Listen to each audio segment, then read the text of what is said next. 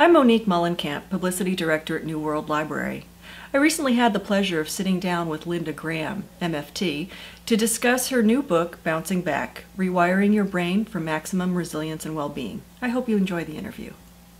So how did you come up with the title, Bouncing Back? Oh, the title came from my brother, Barry. I was on the phone with him, and I said I was writing a book on resilience, and he goes, "Resilience, what's that?" "Oh, I know. It's bouncing back from the terrible." And that's what resilience is bouncing back from the changes and challenges of our lives with some skill and flexibility and adaptability. So how do we learn to be resilient? As we learn anything from our experiences in life, mostly our interactions with other people early on, all through our lives. And those experiences not only teach us strategies of coping and patterns of coping, but they shape the brain structures that do the coping. Mm-hmm. And what is neuroscience currently teaching us? The most important thing is about neuroplasticity, that the brain can change its pathways and structures lifelong. And within that is self-directed neuroplasticity. So we study what the brain teaches us about how the brain works so that we can choose the tools and the exercises that will be most effective in rewiring the brain to be more resilient, more immediately, more permanently, more efficiently, more safely. Thank you. In your book, you offer the 5 C's of coping. What are they and how do people develop them?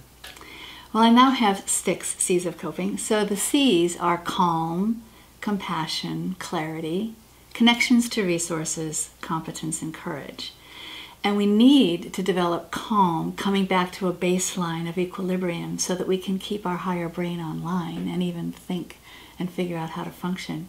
We come to that calm often through compassion, either other people or with ourselves, so that we can tolerate even looking at the situation. And then we come to clarity, seeing clearly, stepping back, reflecting, noticing our options and choosing wisely so that we can make the right decisions. And then there's connecting to resources within ourselves, but also with other people or material resources or spiritual resources, so that we have what we need to implement our decisions.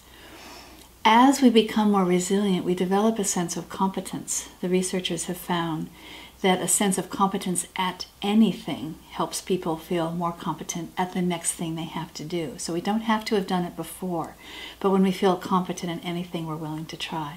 And that leads us to the courage to do one scary thing a day and become more resilient.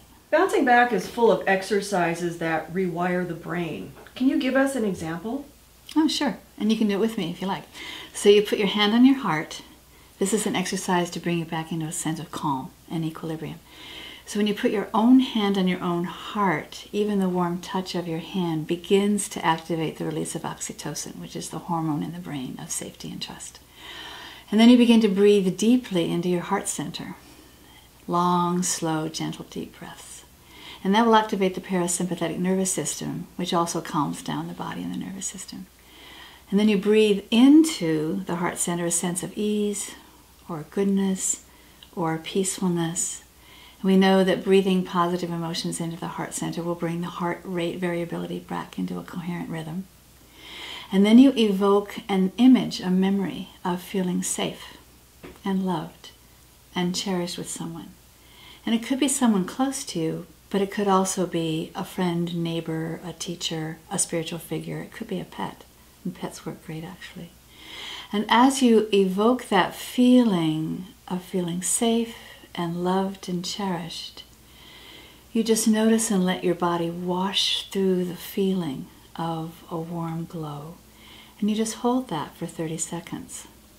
When you do that, we know from the research that being with someone where we feel loved, or even remembering someone where we feel loved, activates the oxytocin, the hormone of bonding and attachment, of safety and trust, of calm and connect. It's a kind of neurochemical balm of resilience. And then when you're in that state of calm and equilibrium again, you can figure out what you need to do. Thank you.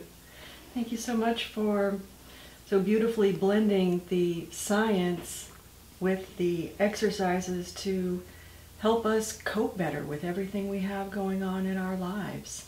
Thank you. You're welcome.